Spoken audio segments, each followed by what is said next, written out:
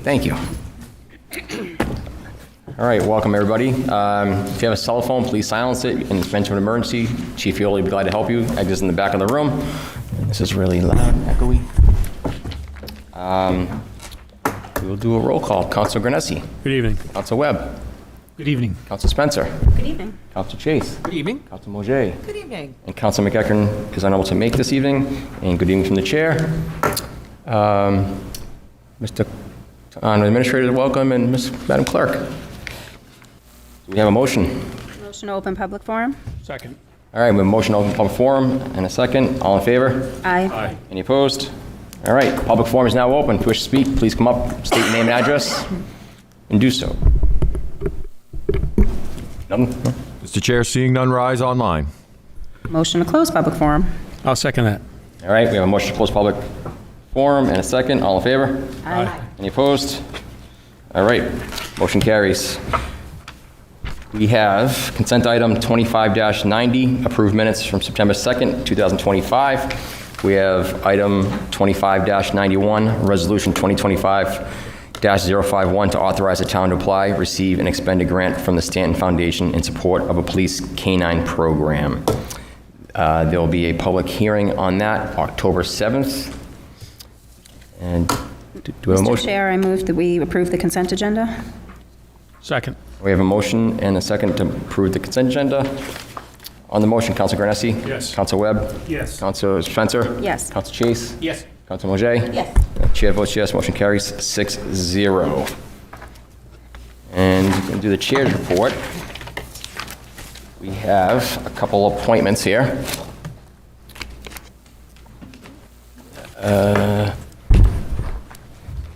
I move to appoint Ian Ross as an alternate member of the Net Zero Task Force for a term to expire March 31st, 2026. Second? Okay, we have a motion and a second. Any further discussion? All right. Councilor Granessi? Yes. Councilor Webb? Yes. Councilor Spencer? Yes. Councilor Chase? Yes. Councilor Mauger? Yes. And chair votes yes, motion carries 6-0. And we have one more.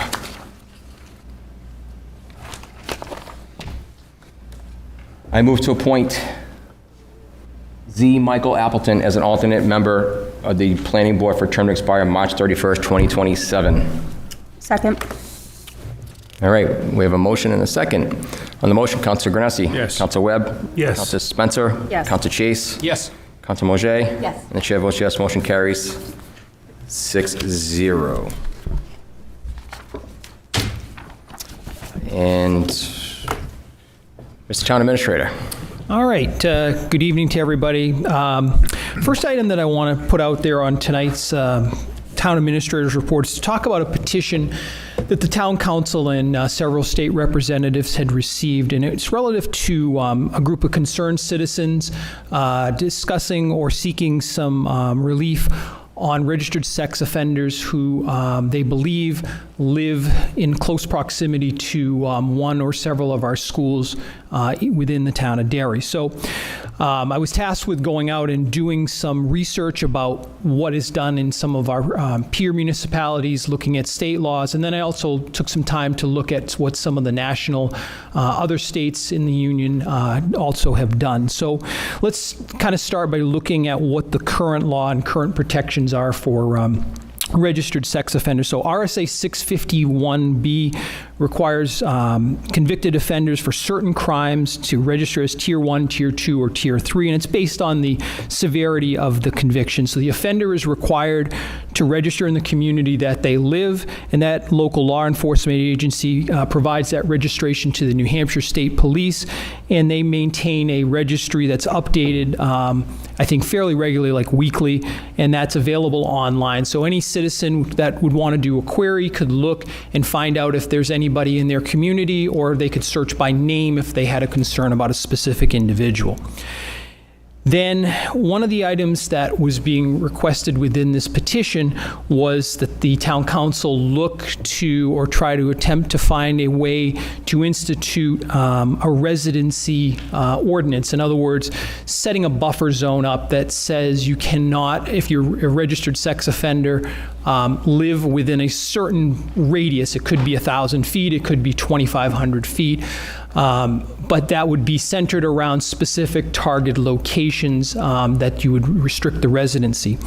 So in New Hampshire, there have been, to my knowledge, 2 communities that actually enacted, and it was Dover and Franklin back in the early 2000s.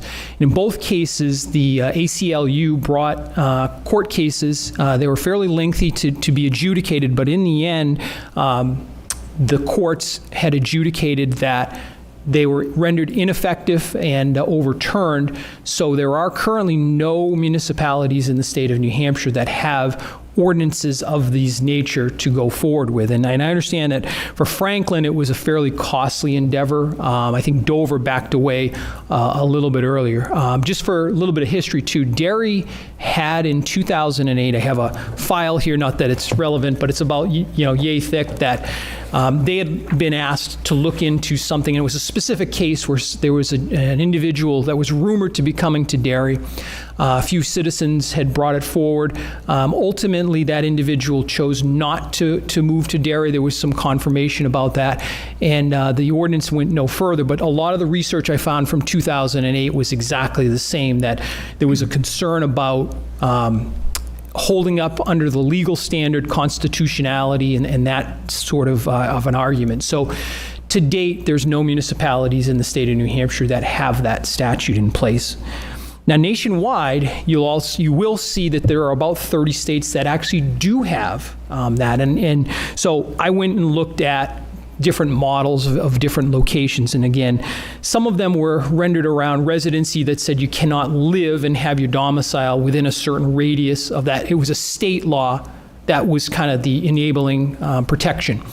Then there were also other ones that said you can't be physically in the proximity of a playground, a park. So that was all time, and that covered all sex offenders within a particular tier. So I saw different models in different states, but one of the things that's a key takeaway, and I'll use North Carolina as an example, they have a state law that sets up residency, and then they've also enabled their municipalities to go out and institute stronger or more stringent requirements for sex offenders. And basically, most of the challenges that I had seen, the research that I had done, the North Carolina Supreme Court had upheld many, if not all, of those items. Now, New Hampshire and Massachusetts, we're not seeing the same thing. I think the city of Lynn tried to put one in a couple of years ago, and that was overturned as well. So I think one thing we have to be aware of is if you don't have the state legislature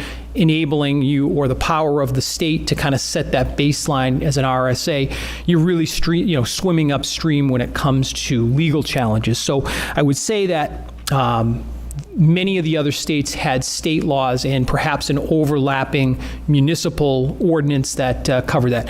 You don't have that support or the wind at your back in New Hampshire for sure on that. So I just wanted to point that out. So I framed a couple of questions for the town council. Obviously I'm the chief administrative officer, you're the legislators, but I think, a couple of items, just questions to put out there, not for any, responses, but, do we feel that the community is safer as a result of the residency restrictions for sex offenders? There's really no evidence. There's a number of legal papers that, ponder the question, does the theory of residency buffers really reduce, crimes against minors and things that we're really all trying to prevent? Number two, is there evidence that the level of recidivism is positively or negatively impacted by these laws? Number three, does law enforcement face the possibility of losing track of the sex offenders? If they're forced, we force the sex offenders to go underground to find housing. Does that affect their ability to track, which is a system that works currently right now to at least know, where they are in the state or in our community? Number 4, would a state or municipality look to seek, would it be a residency buffer or would it be a targeted spot or both? You have options to do that based on some of the other templates, but again, with a caution that you don't really have the state directive to move forward on that with that support. Number 5, in New Hampshire's case, does it make sense for the municipality to move forward with measures in the face of successful ACLU challenges, which twice vacated the effectiveness of these local ordinances and all the cost and lost time that comes with this?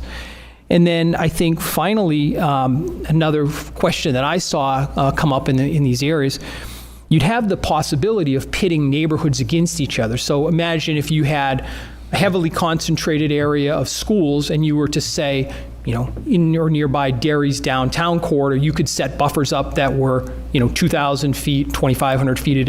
It would exclude a lot of the densified areas.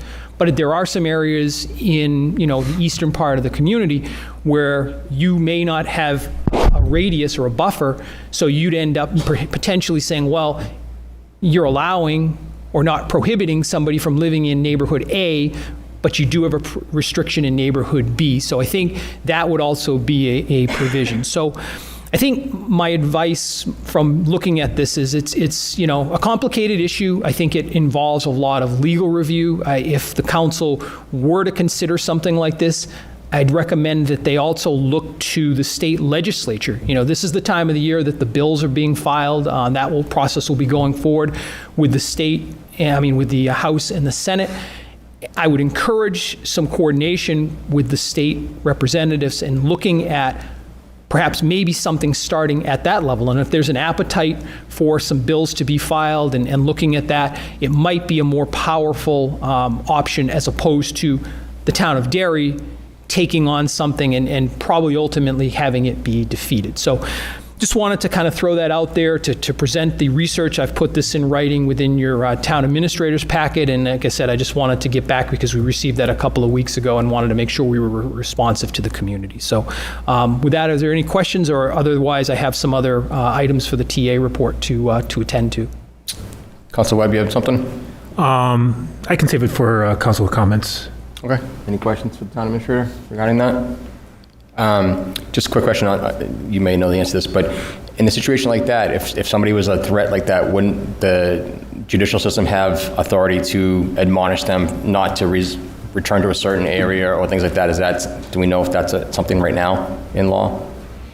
There are provisions that may or may not exist in terms of what the requirements are for Tier 1, Tier 2, and Tier 3. But in terms of the residency, right, that's the question that you guys have been asked, is to restrict them. So if a crime were to occur, unfortunately, obviously there's certain things that would take place as a result of that. And so having that, it's really a knowledge-based requirement. So in other words, if you have a concern about somebody that's in your neighborhood that you see in close proximity, I think it's on, everybody to be aware of what their surroundings are, right?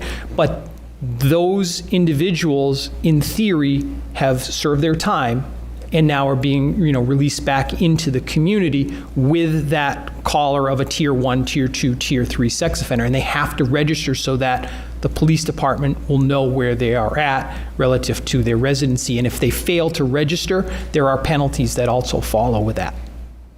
Okay, thank you. Council Webb. I just have one question, maybe not for you, but maybe the chief can answer this since he's sitting here. What is a Tier 1, Tier 2, Tier 3? I don't have those definitions. Okay, no problem. I just happened to think of that. Anyone else? All right. All right, thank you. So a couple of other community announcements. We have Dairy Fest going on at McGregor Park on September 20th, 10 a.m. to 4 p.m. Shortly thereafter, Dairy After Dark will be populating our downtown area on Manning Street. That will be 5:30 to 9 p.m. I also wanted to point out to the community, we have a 10-year New Hampshire DOT planning meeting that will be coming up on Monday, September 29th. I believe the doors will open at 6 for anybody that wants to come by and just do a casual meeting with the DOT personnel, but the formal meeting will kick off at 7 p.m. and it will be here hosted in this building at the Municipal Center. I did put within the packet for the council a listing of a number of projects and their status. We've got a lot of infrastructure projects that we're looking to stitch up here over the next couple of weeks here to get ready for winter. At the last meeting, there was some discussion or some questions about the status of a few projects off of Shenito Road and the road conditions. I've consulted with Tom Kerr, DPW director, and he had mentioned that there was some significant progress this week in terms of getting some of the water services in, which now will set up the ability to put the pavement down. So we're going to be really expecting some positive improvements on pavement conditions coming up here within the next 2 to 3 weeks, and we need to take advantage of the good weather that we've had in order to get that done. Lastly, I have 2 awards that I want to acknowledge from within our staff here. So the first is in our present company, Tina, who was recognized for earning the designation of a Certified Municipal Clerk, CMC, by the International Institution of Municipal Clerks. So the process includes significant educational commitment and a record of demonstrated leadership and performance at the local level. I know Tina's been really instrumental at being a resource for within the state of New Hampshire and within local government. A lot of people look up to her for guidance and direction on that. So congratulations to Tina on being recognized as a certified municipal clerk. Secondly, great news for Derry Police Captain David Michaud was recognized along with 254 law enforcement officers who graduated from the FBI National Academy in Quantico, Virginia. There were, the class consisted of men and women from 49 states and the District of Columbia. It's internationally known for its academic excellence. The National Academy offers 10 weeks of advanced communication, leadership, and fitness training. Participants must have proven a record as professionals within their agencies to attend. On average, these officers have 21 years of law enforcement experience and usually return to their agencies to serve in executive level positions. Captain Michaud is the 4th Derry police officer to have completed this rigorous training, so we congratulate him on that. And that's all I have for tonight. Council, have any questions? No? All right. Under new business, we have 25-92, Resolution 2025-052, to authorize the Conservation Commission to accept a conservation easement at 41 Ashley Drive and 37 Scobie Pond Road. I would entertain a motion. This is contingent on the Conservation Commission accepting this easement, which they did not do last evening. That motion was tabled last night at their meeting for further research and some work on that. So, Mr. Chair, I move that we postpone this matter indefinitely. I'll second that. okay, we have a motion and a second. Councillor Granessi? Yes. Councillor Webb? Yes. Councillor Spencer? Yes. Councillor Chase? Yes. Councillor Mojay? Yes. Sorry, I looked at you. Yeah, I was like, And the chair votes yes, motion carries 6-0. Councillor comments? Jimmy? I just want to congratulate both Tina and Captain Michaud on their accomplishments. I know we have the best team in the state, but it's nice to when we can call them out and congratulate a few. So congratulations to both.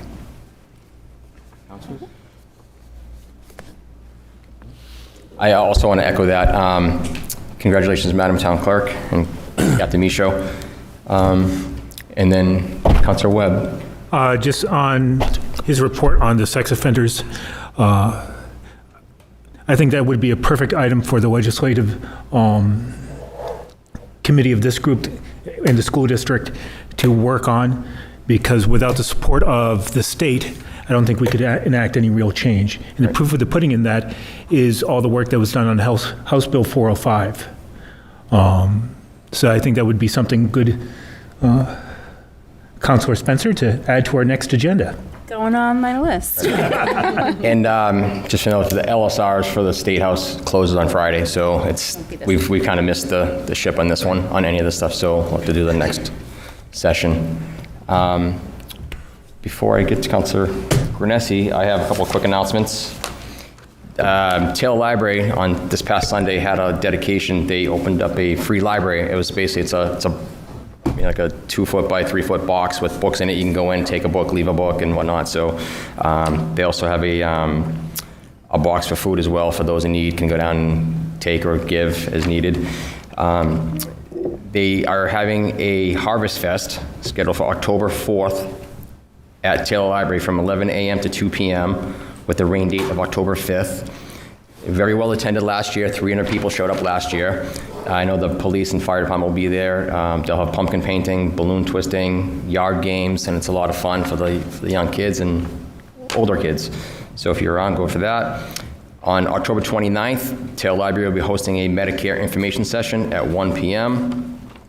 And on Friday, September 26th, at the Derry Opera House, Taylor Library will be hosting a Jeff Rapsis Metropolis. That's at 7 p.m. Then there's going to be another show called The Cabinet of Dr. Caligari. That will be on October 29th. This is all on their website, so if there's anything you're interested in, see them. And congratulations to all the female officers. I know, was it September 12th was National Policewoman Day? So, Chief, how many female officers do we have now? 6 or 7. 6 or 7? Okay. Yep. So, well, great force we have now, so congratulations to them, and thank you for their service. What else here? This Thursday, September 18th at 6 p.m. at the VFW, they will be celebrating the Air Force 78th birthday.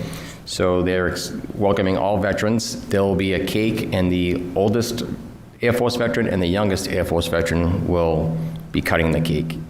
So if you're around, please go to that. And lastly, at Derry Fest on Saturday, there will be a POW MIA vigil and observance. That will be going on from Friday the 19th until the 20th. And at 12 noon, the Town Council will read a proclamation relative to that. So if you're around, please go. And that's all I have. Councilor Granessi, do you have any? Thank you, Mr. Chairman. So just to be, I guess, blunt, tonight will be my last meeting on the Town Council. I will not be at the next meeting because we have decided to move out of town at the end of the month. I know people have been talking, so I just wanted to say it publicly at the meeting. I am in town till the end of the month, so, but I will not be at the next meeting. And I just want to publicly thank everybody who supported me for the 19 years that I've been involved with the town. We moved into town, I got involved with the planning board 6 months later, and I never looked back, and I got elected to town council, and I just want to thank everybody for the support over that time. And I want to thank my fellow councilors, previous councilors. I want to thank everybody that works in the town. The employees do great work in Derry. Sometimes they get a bad, a bad rap, but, and it's a very thankless job. And I want to thank everybody that works for the town. I want to thank all the citizens, the new town administrator. Good luck in the future. I want to congratulate Tina again and Captain Michaud. But this personally, this took a lot for me to come to this decision after I retired about 2 years ago in law enforcement after 39 years. And, and I love Derry. I'll never forget about Derry. And if it doesn't work out, I'll be back. But I'll be around town. I'll be in town till the end of the month. But I just wanted to publicly thank everybody who supported me and thank everybody in town and the citizens and everything. Derry's a great town. Thank you for your service. So enjoy your retirement. Thanks. It's gonna be. Appreciate it. Thanks. So. Chairman. Thank you.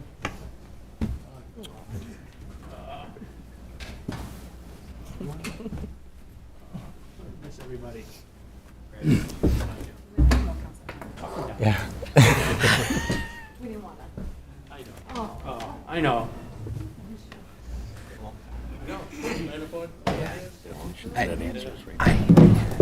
So, On that note, Councilor Ganesi has been a big asset, as he said, since 2006 with the planning board and all his things he's partaken in the town. And speaking from my experience here on the council, he's been a great benefit and asset to us. So great team player and very knowledgeable, always prepared and always bringing his A game. So we're definitely going to feel the loss. So, but enjoy your retirement out there. We're going to be happy for you. It was an opportunity that I couldn't resist, and even though this is a hard one leaving Derry, but I'm around till the end of the month, so if they want people to harass me, they can harass me. Councilor Spencer.